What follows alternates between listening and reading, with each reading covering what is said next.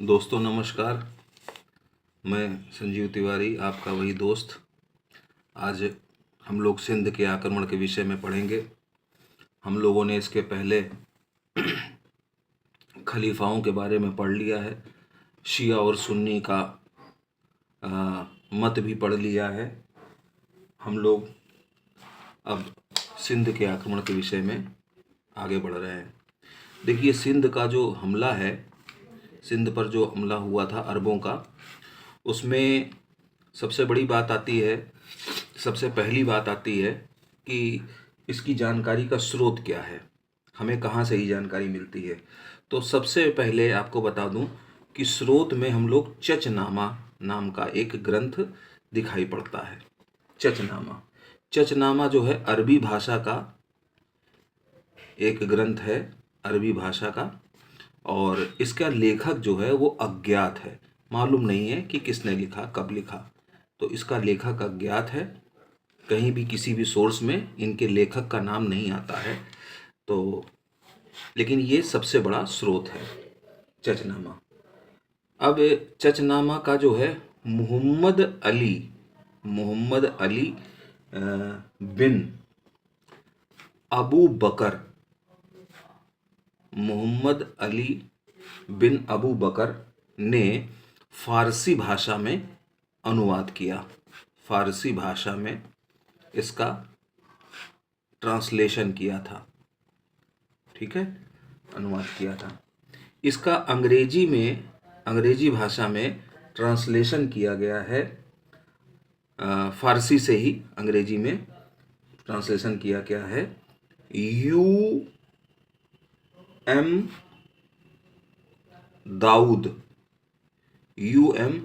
दाऊद पोटा, ये नाम आता है। अंग्रेजी में ट्रांसलेशन, अंग्रेजी में अनुवाद किया है यूएम दाऊद पोटा ने, ठीक है। तो प्रमुख स्रोत के रूप में चचनामा है। एक दूसरा स्रोत भी हमको दिखाई पड़ता है, नाम है तारीख ए सिंध।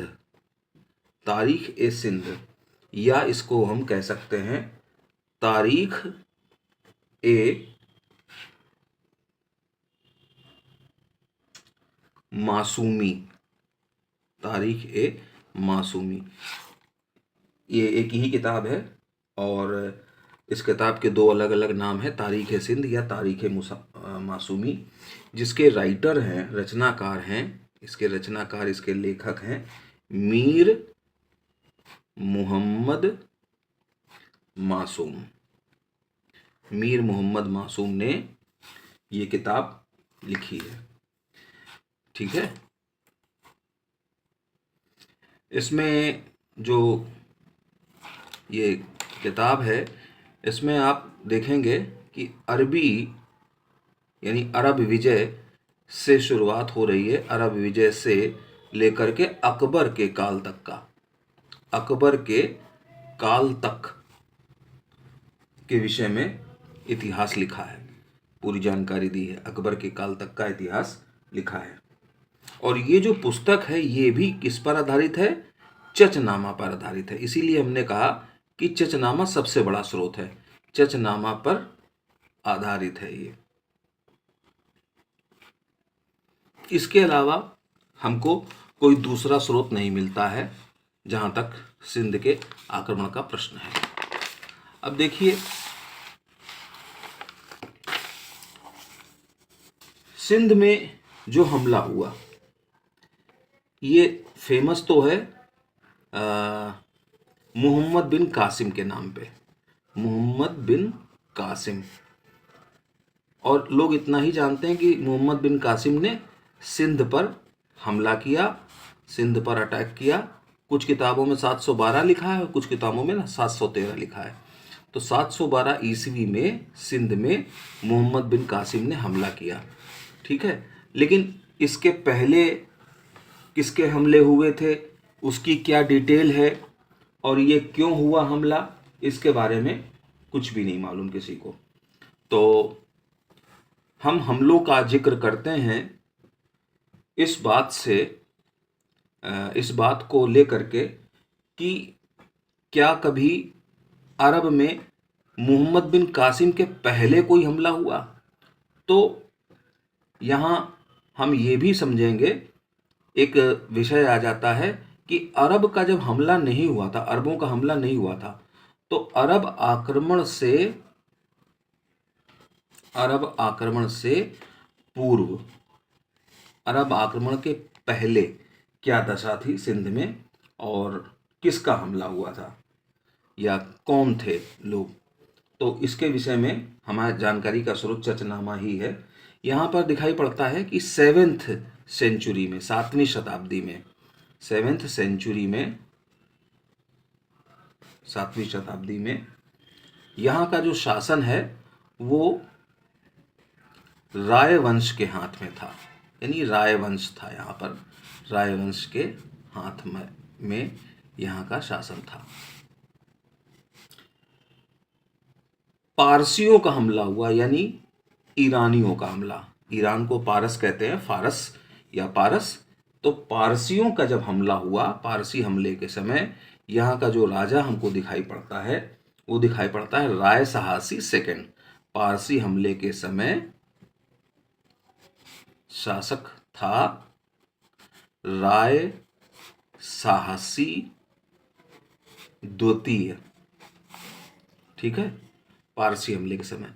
दरअसल ये यूपीएससी जो है इस तरह के क्वेश्चन पूछ लेता है कि आपने पता चला कि पूरा सिंध आक्रमण तैयार किया है, लेकिन वो उन्होंने पूछ लिया कि राय साहसी सेकंड कहाँ का राजा था। तो राय साहसी सेकंड जो है वो सिंध का ही शासक था, लेकिन इसके पहले 7th सेंचुरी में था। ये इसकी विशेषता क्या है राय साहसी सेकंड की? ये दिखाई पड़ता है कि ये सिंध के शूद्र वंश का अंतिम शासक था। तो यहां पर आप ये देखिए कि जो लोग ये कहते हैं कि शूद्रों का शासन नहीं था कभी भी, भाई ऐसा नहीं है। हमारे देश में शूद्रों का भी शासन था, शूद्र राजा भी थे। ठीक है, तो सिंध में शूद्र वंश का अंतिम शासक राय साहसी सेकंड हुआ। अब राय साहसी जो था सेकंड, इसकी हत्या हो गई थी। राय साहसी सेकंड की हत्या किसने कर दी थी? हत्या इसके ब्राह्मण मंत्री, उसके ब्राह्मण मंत्री चाच। अब आप समझेंगे कि चचनामा कहां से आ रहा है। ब्राह्मण मंत्री चाच ने कर दी थी। ठीक है, और सत्ता हथिया ली। ब्राह्मण मंत्री ने सत्ता हथिया ली और ब्राह्मण वंश की स्थापना हो गई। तो आपको एक सूत्र मिला कि चाच ने सिंध में ब्राह्मण वंश की स्थापना की। चाच ने सिंध में ब्राह्मण वंश की स्थापना की। अब चाच का जो उत्तराधिकारी हुआ, चाच के उत्तराधिकारी, अब देखिए कहते हैं ना कि अगर गलत करोगे तो गलत ही होगा तुम्हारे साथ। तो चाच के उत्तराधिकारी दाहिर, ये वही दाहिर हैं 712 वाले। चाच के उत्तराधिकारी दाहिर के समय सिंध पर अरबों का आक्रमण हो गया। अरब आक्रमण हुआ। अब समझ में आ रहा होगा कि ये चाच कहां से आए और कहां से दाहिर आए। अच्छा, तो चाच के उत्तराधिकारी दाहिर के समय सिंध पर हमला हुआ अरबों का। अब अरबों ने, अगर देखा जाए, अरबों ने सर्वप्रथम क्या इसके पहले हमला किया? हाँ, 636 से 37 ईस्वी में हजरत उमर की खिलाफत के समय, हजरत उमर की जब खिलाफत थी तब ये हमला किया अरबों ने, लेकिन ये आक्रमण विफल हुए। ये आक्रमण मतलब छोटे मोटे धावे टाइप के थे, ये आक्रमण विफल हुए, यानी सफल नहीं हो पाए, इसीलिए इनका नाम नहीं होता है, विफल हुए। लेकिन सूत्र है कि हजरत उमर की खिलाफत के समय 636-37 में हुआ हमला। तो आपको एक ये जानकारी है मिली है, और आप इसको याद रखिएगा कि 712 के पहले क्या सिंध पर हमला हुआ? यस हुआ। कब हुआ? 636 से 637 के बीच में हुए, और हजरत उमर की खिलाफत थी उस समय आक्रमण हुए थे, लेकिन वो आक्रमण बहुत ज़्यादा इंपॉर्टेंट इसलिए नहीं हुए क्योंकि वो सफल नहीं हुए। तो हमने इसके बारे में जानकारी नहीं की कि उस समय राजा कौन था और किसने किया, कौन हमलावर लीडर था हमले का, राजा कौन था। लेकिन फिर कहते हैं 662 में अल हेरिस और 664 में अल मुहल्लब के आक्रमण हुए। ये सब चीजें चर्चित नहीं हैं, चर्चा में नहीं है, इसलिए ये इंपॉर्टेंट है सिविल सर्विसेज की दृष्टिकोण से। 662 में अल हेरिस और 664 में अल मुहल्लब के आक्रमण हुए। अब देखिए, जैसे जैसे समय आगे बढ़ता जा रहा है वैसे वैसे हमले और गंभीर किस्म के होते जा रहे हैं। ठीक है, अब वो समय आ गया जब अरब में आक्रमण हो रहे हैं, होने वाले हैं, किसके? मोहम्मद बिन कासिम के। तो अब हम लोग मोहम्मद बिन कासिम के हमले के बारे में पढ़ेंगे, उसका कारण क्या था।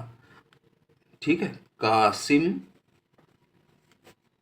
के अरब आक्रमण का कारण, कोई ना कोई कारण तो होता ही है, अकारण कुछ भी नहीं होता है इस संसार में।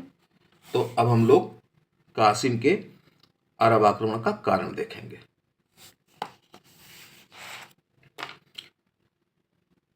एक बात हम और कहेंगे कि आप लोग थोड़ा सा बताते रहिए कि कैसा क्लास चल रही है, आपको समझ में आ रहा है कि नहीं आ रहा है। नहीं आ रहा है तो बताइए, आ रहा है तो आप थंब इम्प्रेशन कीजिए, है ना, तो आगे पढ़ाने में भी अच्छा लगता है। ठीक है, हम लोग अगली क्लास में मिलते हैं।